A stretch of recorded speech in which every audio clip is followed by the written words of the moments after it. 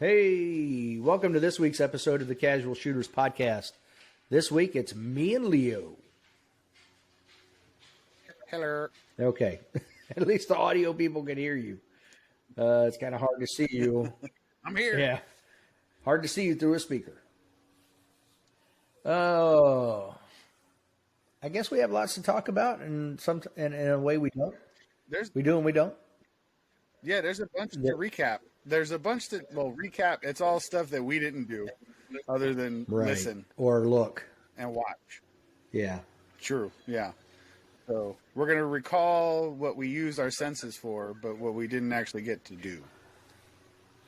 That sounds like a... so there's that. Oh, shoot. Can't think of the band. Yep. That's what we did. Exactly. 80s, I'm tired. 2:30 in the morning, we had someone. But you look. Yeah, 2:30 in the morning, we had someone come racing through the neighborhood, take out a mailbox across the street from us. I'm surprised he didn't hit a tree. So, because he took out a mailbox. Upside, it wasn't. Yeah, took out a mailbox, and the next yard over, the people have just moved out of there within the last 6 months. And when that guy and I were talking before he left, he said someone hit the tree in his front yard, doing the exact same thing the guy did last night at 2:30 in the morning. So that's a bad day. It's a magnet. Yeah. I don't know why people feel the need to do all that nonsense in a residential neighborhood like that. You got the need for speed, man. Sometimes you just got to let it loose. Sometimes I get the need to watch them wrap around a tree. Truth. There are consequences for every action. There are. So, anyway, moving on to shooting stuff. Boom. So, I'm going to start with something real quick. Since we've had... Hit me. Oh, I was looking at the wrong screen. Since we've had now 5 major matches that I can see, Florida State, Florida Open, Ozarks, Dragons Cup, and Area 6, Limited 10 and Revolver still have no participation. In 5 matches, 3 people have shot Limited 10. That's less than 1 competitor per match. But they're always going to win their division. Sure did. National champ right there, baby. Yeah, it's been... Listen, sometimes it pays to be the only participant. It's been 1 master and 2 B-class shooters. Revolver's a little bit better. They're about 2.5 competitors a match. They've had a total of 12 shooters. So you're either first or you're literally last. Yeah, pretty much. Sometimes it pays to be a winner. Right now, Open leads Carry Optics by 12 competitors total. Well, you have 340 people who have competed in Open. I swear everybody in Florida shoots Open. Carry Optics at 328.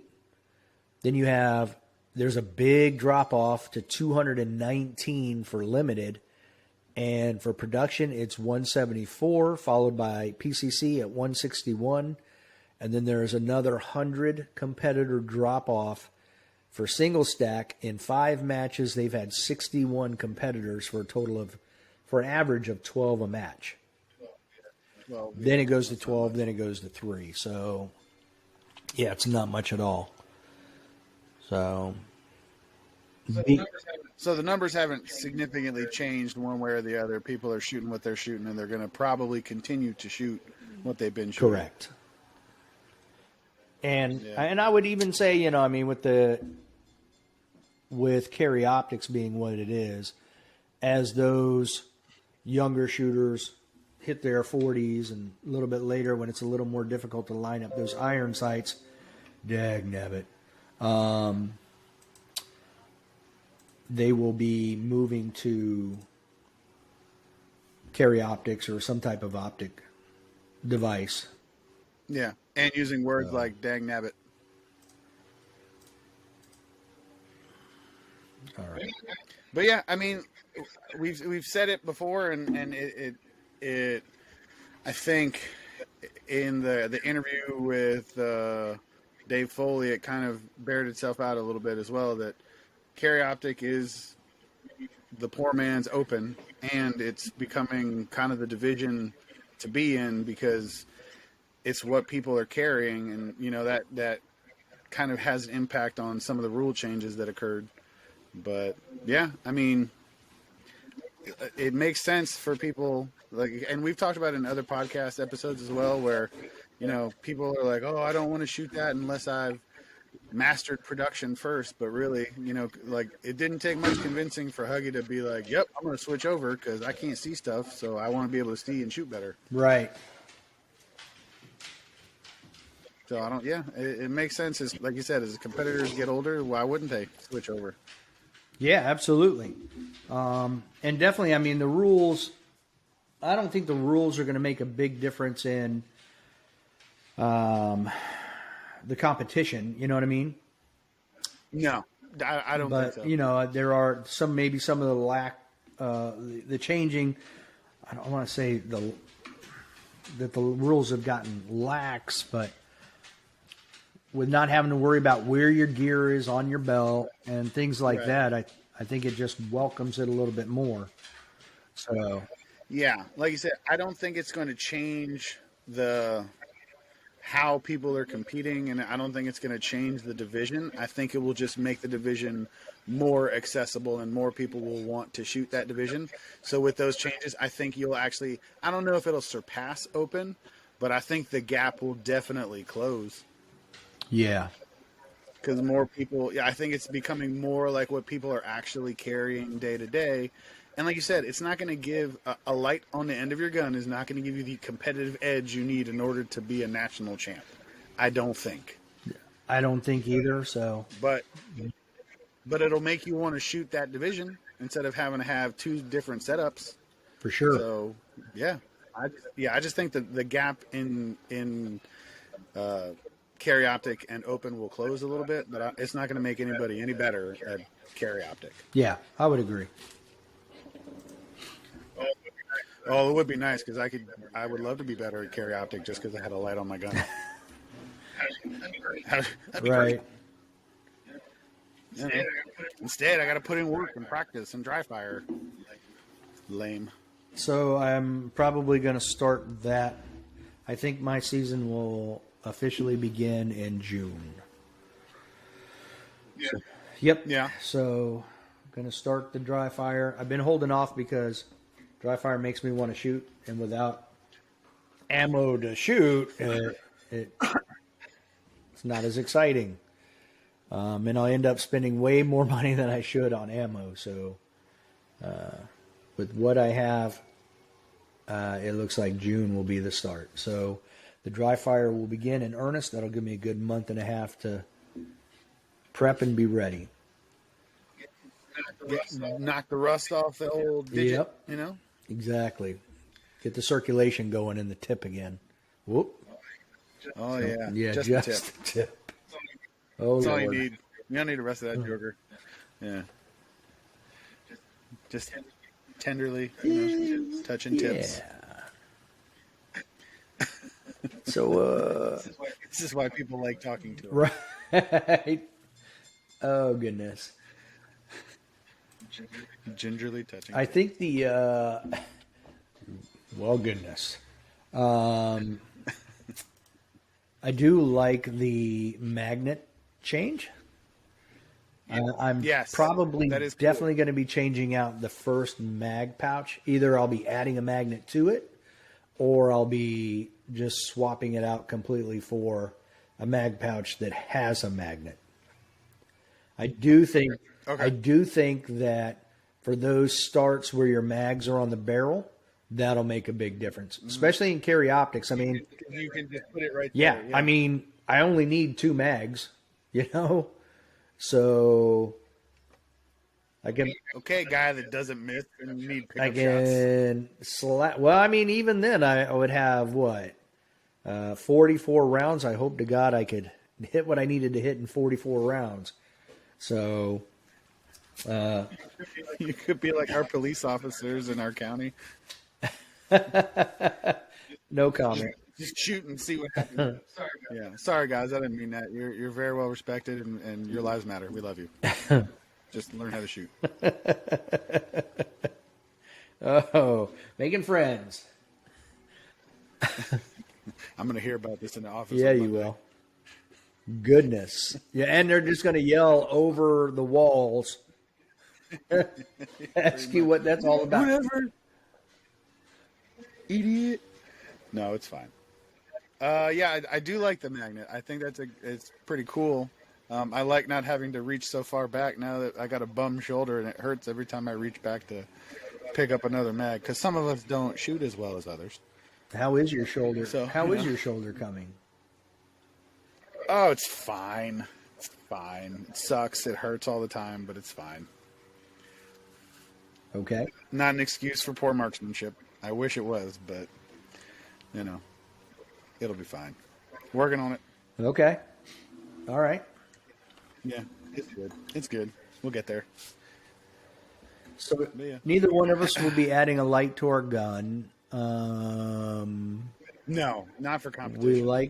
We're okay with the other changes. I'm trying to remember. There was the mag pouch, the holster, or the I'm sorry, the magnet, and then the holster and mag pouches on your belt, where it doesn't matter where they are in reference to your hips. Was there something? I feel like there was something else.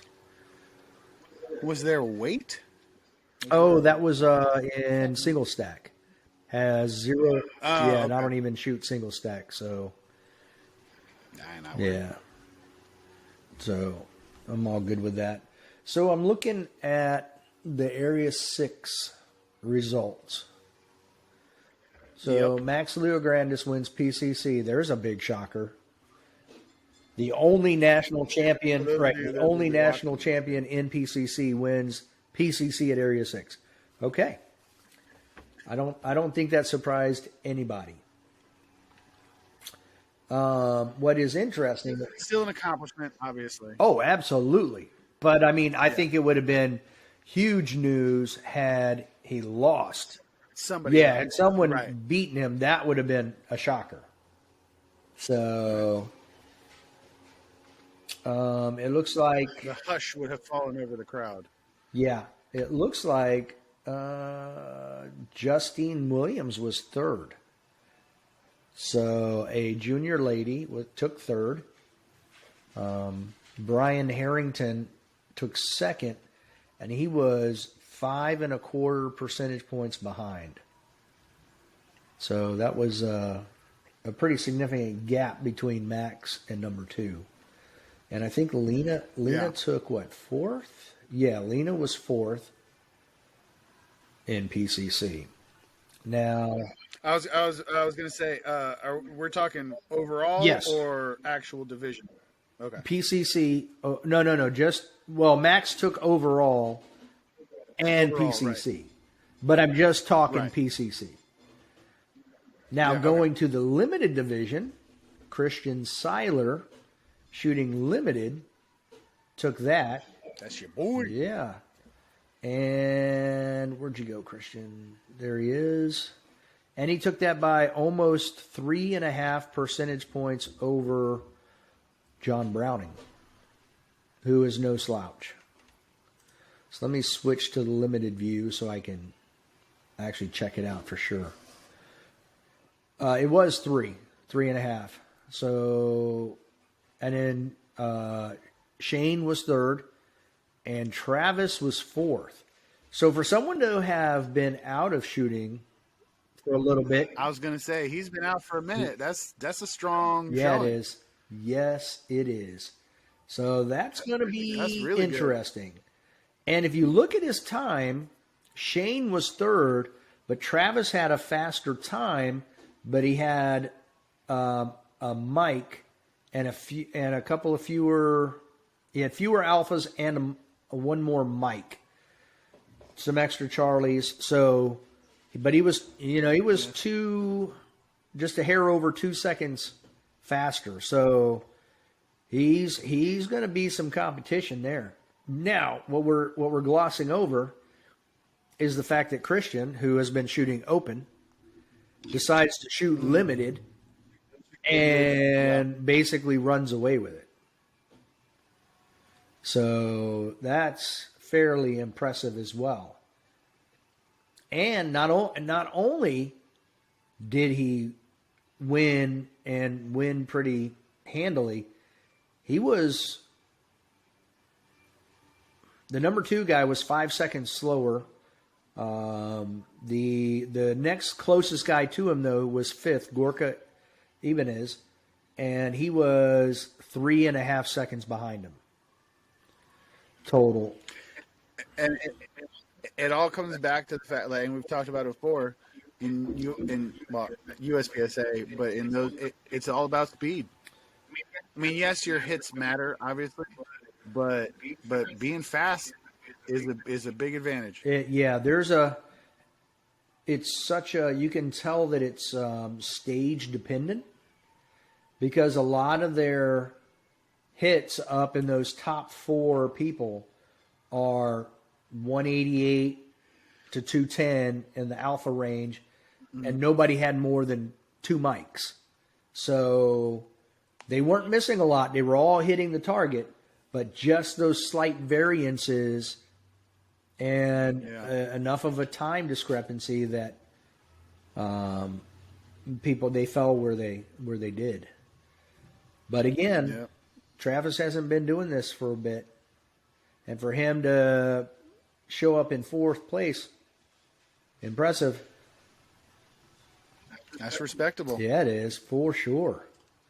And again, Christian just not having shot limited, that's impressive. This is it's going to be an interesting season.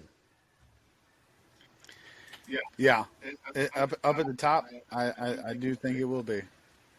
I'm curious to see if there's any, I don't want to say shakeups, but if maybe some people, like, this is the season where people are like, I'm coming after you. And, whoever you may be, some people I think are going to be defending their titles pretty aggressively. Right. So let's look at carry optics. We'll go there next. Wanzik Kim was 3rd. Tom Castro was 1st. But this was a tight one. Really? Yeah. So Tom Castro took... That's pretty cool. What's that? That's pretty cool. Yeah. Number 2 had 99.83% of Tom Castro. There is literally 2.15 points separating Tom and number 2, who's Brantley Merriam. Wanzik was 3rd, and he was only 19 points behind. So those 3 were pretty darn tight. Shout out to Riley Bowman. He was number 10 in carry optics, so he took A class. So he is now master. He got a bump. Congratulations. Local guy Joel Fisher was 13th. Good for you, Joel. Good job. 13th is not a bad finish at all. No, and he has been shooting. He's more of a rookie than we are. But Joel is good. Joel's real good. Joel's got a lot of potential. The first time I saw him at Cavalier, I was like, this guy just seems to... I know there's no such thing as natural talent, but his movement and the way he handled the gun was very good when he was brand new. So it was very impressive. Yeah. So good for him. I'm excited to see that. That's really cool. The first lady was, bless you, Rachel Harper, who was 19th. So congratulations, Rachel. For some reason, I was thinking she's a junior, but it doesn't say junior. So she must have just become a non-junior. Good job, non-junior. All right, so let's go to, we've already talked about limited. I'm going to hold production because production's a big one to me. So we're in open. Ethan Howell, I'm not familiar with him, but good for you, Ethan. Ethan won open with Chris Tilley second. Dave Wampler, 6. Nice. Good job, Dave. Yeah. Hey, way to go, Yeah. Dave. Well, so here's the question, because Kevin shot that too, He right? did. What did he finish? I thought I would have already seen him. I thought he was higher. He ended up 20th. I thought he was 19th. He was 20th. Respectable. Okay. Hey, Yep. not bad. Good job, Kevin. So that's exciting. And there were a lot of open shooters, 88 open shooters. So very nice. All right. But hey, top 20 finish is not bad. Nope. David Lyle took third. He's a master. Now he's going to be a G. Winning the master class at a major match will get you a bump. Boom. All right. Let's go to the other one now. Production. This is interesting.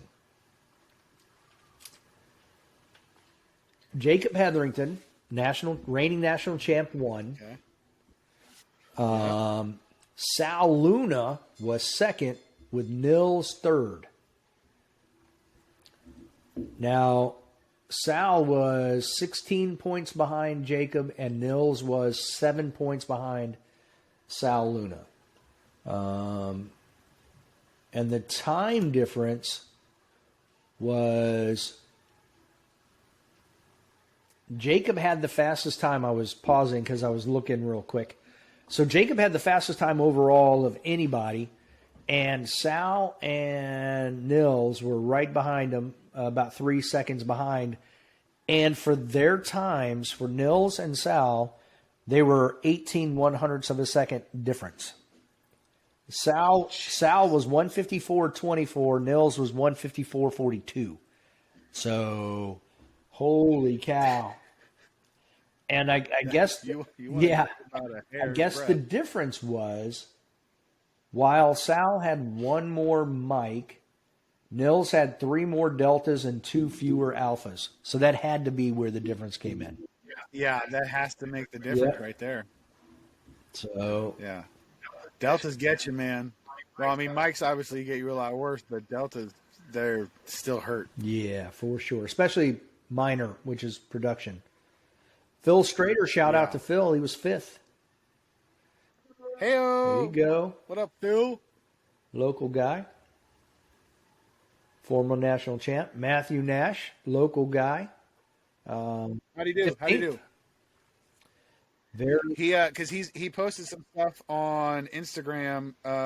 It was him working on reloads and he even said it in a thing. He's like, reloads killed me at the Dragons Cup or Area 6. Sorry, at Area 6, and so there's video of him working on it with his kid just sitting there handing him his. Oh yeah, I did see that. Yeah, you're right. Yeah, I was like, that's awesome. Good for him. That's still a good finish. Yeah, that is. It's very respectable. And let's see how many shooters there were. There were 54 shooters. Not bad. Lots of masters and G's shooting. So you're gonna get a lot of competition there. So good for him.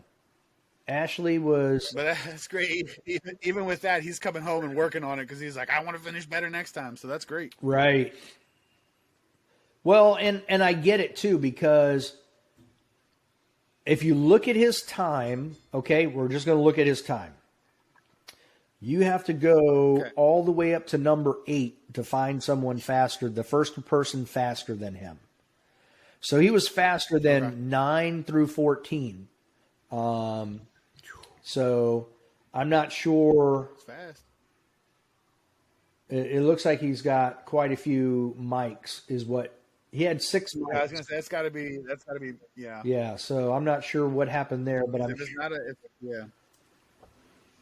and 2 no shoots, so which was more than anybody around him. So I'm sure that hurt him. So because there's the number 13 guy was 16 seconds slower. God bless. Yeah. But that's all right. That's But, all right. I mean, occasionally there is a cost for that speed, though. So, and that might have been the trade-off, is he was trying to move really fast, and accuracy obviously seems to have Well, and he suffered a little and bit. he did post something saying that he was 80 points down on the first stage. So from that point on, it was basically balls to the wall. So Yeah, you're playing catch up. yeah, at that point you're just like, well, time to learn. Let's see. It's kind of like it was no different than me at nationals when I had a zero That's stage just what I was thinking. with the ammo problem. Yep. Yeah, so it was the same exact thing. At that point, I was like, all right, my goal is just to try to catch the guy leading our squad, and that was my motivation and kept me moving. Yep. So That's legit. It's exactly what I was just thinking. I'm like, this is just like yep. insert Dave's story here. Yeah, exactly. So I get it. Love it. Yeah. I mean, and I learned a lot doing that, I think I shoot way too conservative after having that happen and doing what I was – or trying to do what I was doing. So, for sure. Right. Yeah, that was proof that you could definitely push yourself a little bit more out of your comfort zone. Yeah. I just haven't been. So that was good to see. So that was Area 6. We don't need to go over high overall because we already said that was max. So let's hit Dragon's Cup real quick. Turn the page over for my notes. Also another song. Turn the page. Bob Seger. Now, Max was second overall, but he was the person who took overall kind of left people behind. Because Max was 5.5 percentage points behind Casey. Casey took first overall in open. They were almost. And here's the difference though between minor and major power factor, because literally Max was only 1.02 seconds behind him, and Max had 17 more alphas than Casey. But he had 2 more mics. Everything else he had fewer Charlies, fewer Deltas, but he had 2 more mics. And everything else is pretty much even. But that major power factor kills you. I mean, every single Charlie that they had, he lost 2 points for. Or he lost a point. Right. So even with the fact that he had way fewer Charlies, didn't matter. He just lost. It's that major and minor power factor thing. Now, third was Max. So Casey was open, and he was first overall, so he took open. Max, second overall, he was PCC, so he took PCC. Max was third, and less than half a percentage point behind Max, shooting carry optics. And he actually had better hits than Max. He was just a little bit slower than Max. But Max is crazy fast. So the way he runs around one-handed with that PCC is pretty impressive. Yeah. So he was about 8 seconds behind Max. Max was 8.5 seconds behind Max. Right at 8 seconds behind him. So that was the difference there. And production was JJ. Yeah, he was 7th overall. His times were good. It's funny because JJ posted a video saying he saw Max shoot a stage, so he tried to match him with time. And he said, I had no business trying to do that. But he was moving. So it was pretty neat to show. And, he said, I was hurrying and rushing and trying to do some things. And I think he ended up losing 2.5 seconds because he forgot a target. So, yeah. That hurts. Yeah, that hurt me. Yeah. The first limited was a junior, Gianni Giordano, and he was 18th. Oh, really? That's awesome. Yep. Okay. Let's see. I'm looking for First Lady here. Let's see what we got. First Lady is Sloane Sanders, open, and she was 43rd. A lot of people liked Sloan. Every time I hear that name, I think of Ferris Bueller's Day Off. Bueller. Sorry, Bueller? if you've never seen Anyone? that film, that's a Anyone? compliment, just to be very clear. Oh, that's Yeah. funny. I saw him pass out at 31 Flavors last night. Do what? Well, his brother's cousin's uncle's nephew's sister saw him pass out at 31 Flavors last night. Oh, goodness.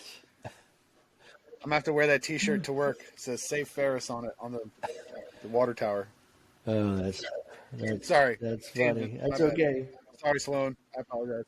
It must be hard for you to choose what your favorite movie is.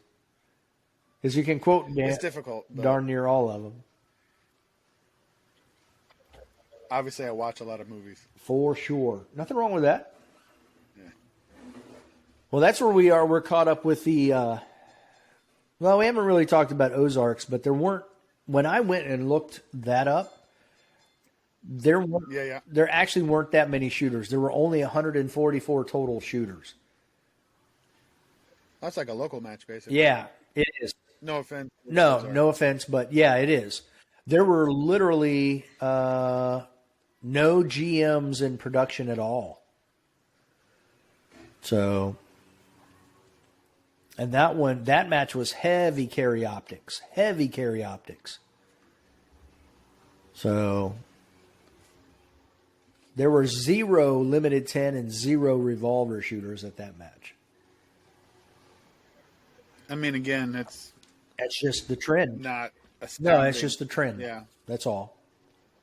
Yeah. So, yeah, 144, and then Florida State at 221, Florida Open at 260, Dragons Cup 263, Area 6 410. So 144 is kind of on the downside. It's a light match. So. Yeah, but who doesn't want to be at either one of those other matches where there's going to be big names? You know what I mean? Right. Like, there's big names. Who doesn't want to go shoot there and even just watch? Right. And, Max Leo Grandis, not Michelle, shot both of the majors last weekend. Well, and I can totally see if people are going to be, Max did this and Max did this. Well, which Max? Who? Yeah, right. There's too many Maxes. Yeah. There's a lot of Max. But I mean, that just shows how impressive his focus is to shoot a major match on the East Coast one day, fly to Texas, and shoot again half day the next day and another half day the day after. So I'm tired just thinking about that. Driving that's exhausting. But even flying is a pain when you're flying with a firearm, as you well know. That's a freaking pain in the nuts, man. And I mean, think about the logistics too. Is he mailing ammo to both places? Ammo. So packing. He's got to deal with TSA. So, yeah. Mm-hmm. Laundry. Yeah. Just flying with dirty clothes. That's a song, Dirty Laundry. See? Yeah. I have a very lyrical mind. But yeah, I mean, good for him. That's dedication. Yeah, for sure. And foresight to have ammo. That's the other thing. For sure. Yeah. And now we have, with Steel Challenge Nationals going on right now, you have KC shooting, you have Nils, Max, all shooting the Steel Challenge nationals, so those guys are busy. So, are any? I haven't looked. Are any of them shooting more than one division? Not that I saw. They all look like they're shooting just one. But no. Wait, actually, I Okay. think I saw. It might be Casey who is shooting. I know Casey's shooting open. Well, let me confirm that before I. Let's see here. I'm looking at it now. So I believe it's his wife. Jesse is shooting open. Casey is shooting open. Justine Williams shooting production. Nils is shooting production. So I'm looking at the main match where they would be shooting non-centerfire caliber. Right. Right. I thought I saw Max. I guess I did not because I'm not seeing him unless he shot, but I would have expected him to be right at the very top. And I'm not seeing him up there, so. Well, Jesse Harrison has shot single stack already. Mike Foley has shot a bunch already. And as we said earlier, Shane Coley has. Justine's already shot some. Ashley Ruark has shot some. Oh, yeah, Dave Savigny is shooting too. Yeah, Sal Luna has shot limited. So overall right now he is second of everybody who has shot thus far. I honestly don't know who this guy is shooting open. It says it's junior. He's a G, and it's Kenshiro Nagata. But he's about I do not know. 8 seconds ahead of Sal. He was shooting open, Sal's shooting limited. So, and Sal also shot production. But let me go back for just a second. Casey might be shooting some rimfire pistol too. Oh yeah, he is. There he is. First name. That's what I figured because I know they have a tendency to do that. Yep. Is to shoot the rimfire as kind of the warm up day. Right. Yeah, he's Especially if they've shot a different major ahead of time, like get that kind of just into the pace of Steel Challenge and then go to your adult gun. Yeah, he's number one in rimfire pistol optic right now. There you go. Trying to see if there's anybody left to shoot. There are quite a few people left to shoot. I don't know if anybody will catch him or not, but still plenty of people left to shoot. So you never know. Still lots of G's up there too, waiting to shoot. I don't know if he's shooting rimfire rifle. We'll check that out real quick. I don't recall him ever doing that before, and I'm not seeing him do it now. I don't see his name on there anywhere, so I would take that as a no. I do think Max has before. Really? I think that is pure. I think not actual recollection. I do believe, but I also believe in the Easter Bunny. So that's Nothing wrong with that. Harvey the White Rabbit. That kind of thing. We have a rabbit in the backyard, and the thing's been pooping in the same area, and these dogs are itching to catch him. Itching. The 10-month, 142-pound puppy, when we open the sliding glass door, he is out like a rocket and running down the steps. I'm like, not only can the rabbit hear you, it can feel you. The moment you hit... It's like that scene in Jurassic Park. Exactly. Now, then he usually has the 160-pounder right behind him. And a couple steps behind him is the 117-pound puppy. So that's a lot of Jurassic Park going down that deck. Yeah. Yeah, there's no way they're ever going to catch that rabbit. Unless, Yeah. it has a heart attack and just freezes right there, then they'll get it. Yeah. Yeah. Our neighbor's cat was in our backyard the other day, and I'm having a poo, and my wife's screaming at me like, "Oh, the dog, the dog!" I'm like, "What do you want me to do?" So she was trying to find the sliding thing to put in the dog door and blah blah blah. So I go out there, and I'm actually in the basement, so I just walk to the basement door, and I look, and the cat Turtle is the cat's name.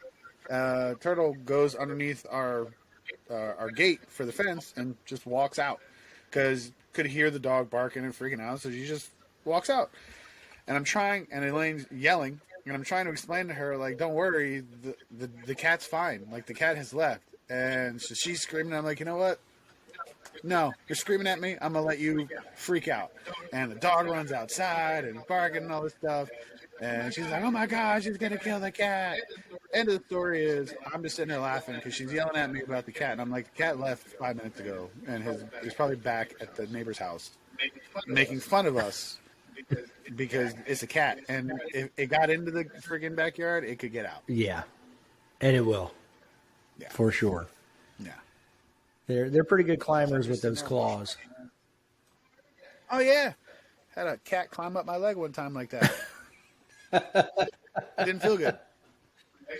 My ex-wife's cat. Oh Lord, not cool. I'm trying to remember there was a video of a deputy sheriff, and they were doing like a 5-minute deal on a TV news show about adopting this white cat.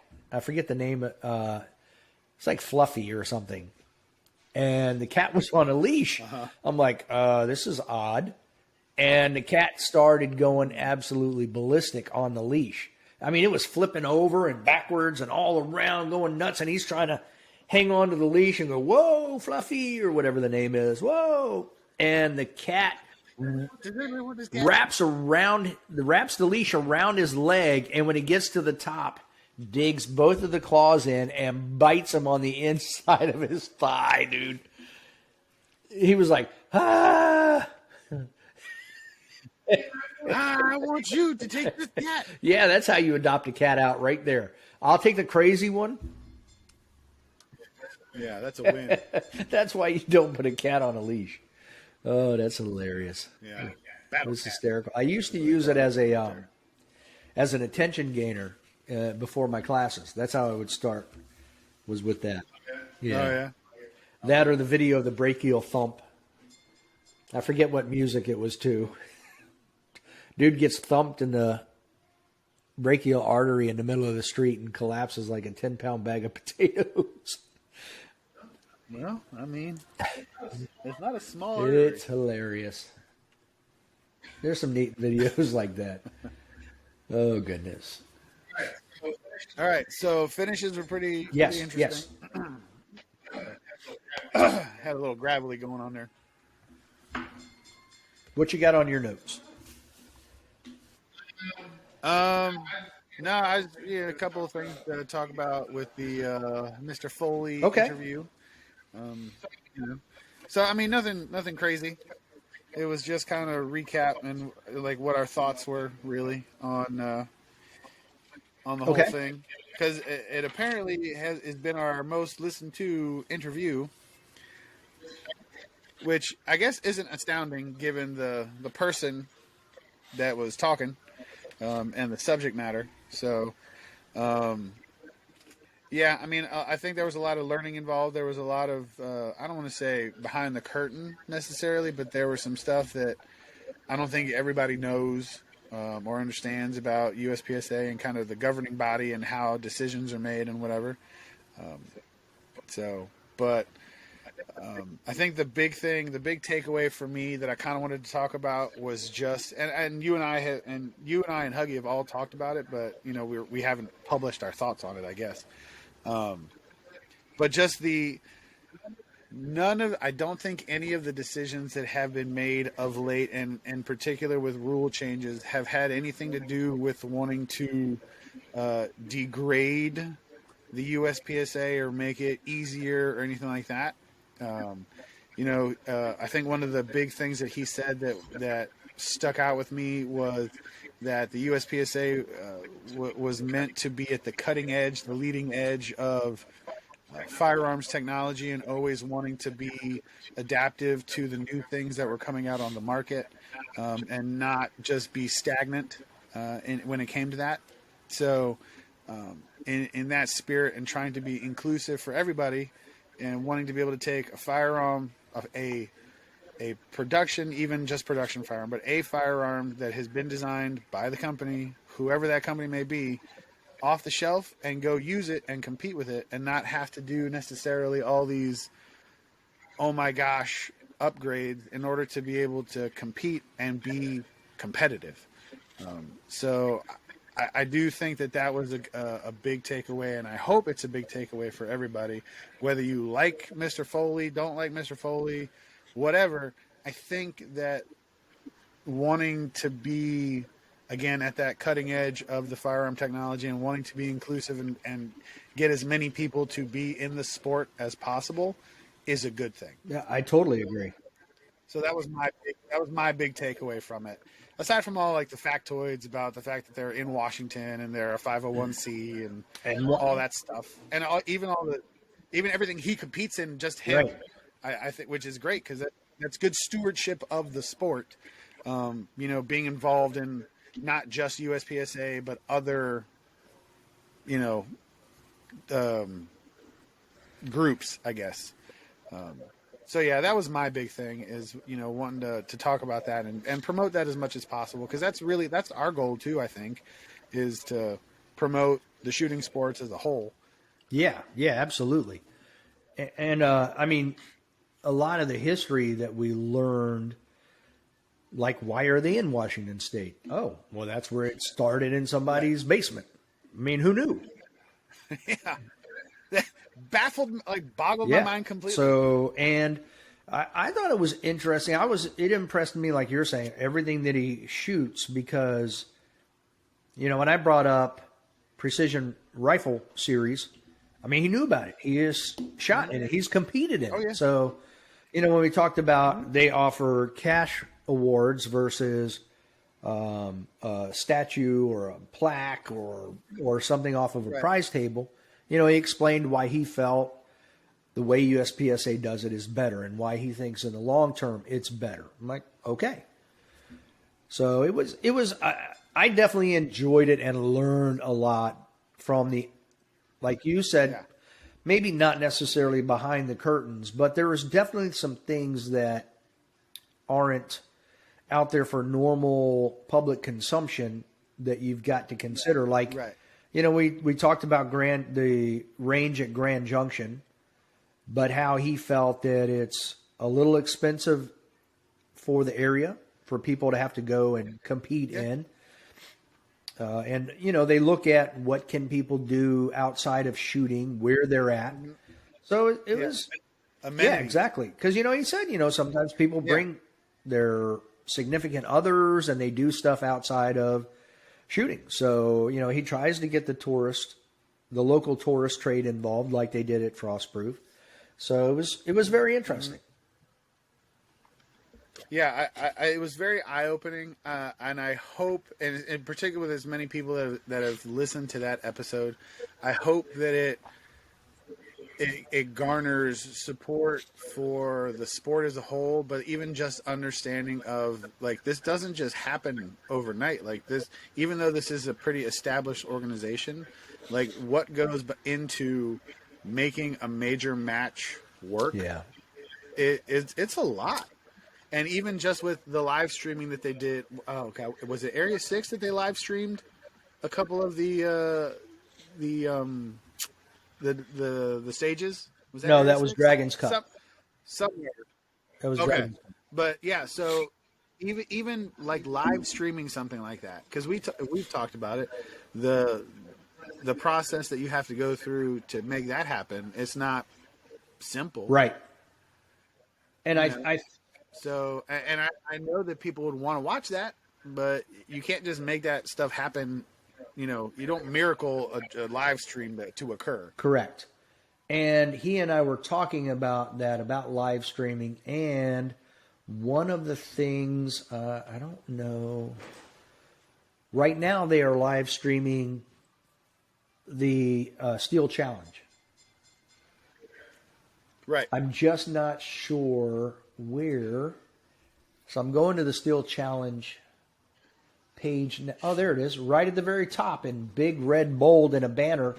Watch the 2021 World Speed Shooting Championships live. So you click on that and you can live stream it right now, which is pretty solid. Whereas before you'd have to wait, and this is A, not a sponsor, and B, not a dig on them at all. Like, you'd have to go to Shooting USA to watch a recap of the Super Squad. Right. And again, Shooting USA is a great, and again, not a sponsor, but a great organization. But, you know, like, you have to wait. And nowadays, the way people are, like, nobody wants to wait. I mean, we're relatively old school, so I don't mind. But, I mean, why would you wait when you can just live be like, yep, beep, and watch it? Yeah, absolutely. Oh, he went away. Oh, there you are. Yeah. I'm right back. Perfect place for that to happen. Hang on. While you're talking. Ladies and gentlemen, our live stream is down. Our bad. Yeah, so it'll be interesting. I forget where I was going with that before, but that was the nice thing that I liked about the range at Grand Junction was when he and I spoke about that and we talked about Jim McBurnett.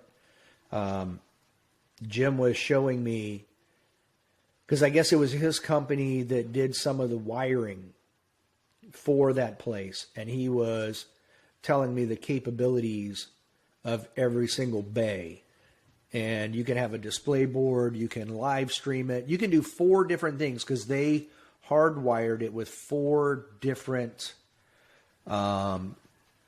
cable connections, Ethernet connections at every bay.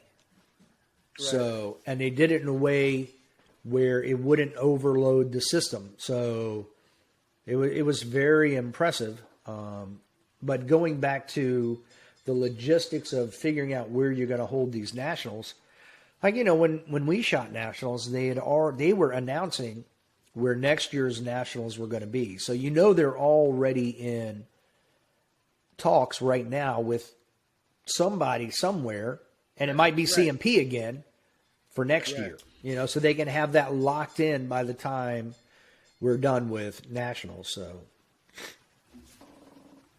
a lot of work on their part. It definitely doesn't happen overnight. For sure. So I would imagine that if they were going to change from CMP, that would be nice. What's that? What'd you say? It would be nice if it could happen overnight. Oh yeah, for sure. It'd be much easier. Hey, let's go do it here. Okay, we're doing it there. Done deal. Oh, I know where I was going to go earlier with what I was going to say.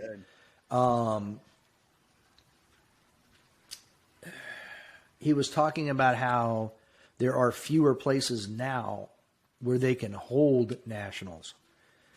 And it reminded me of here in the state of Virginia, where they have contemplated making legislation so that it's harder and harder to have a gun range, period. Indoor, outdoor, doesn't matter. As a way of affecting people's ability to own and shoot firearms. So I don't know that it's going to get any easier for the duration of the shooting sports.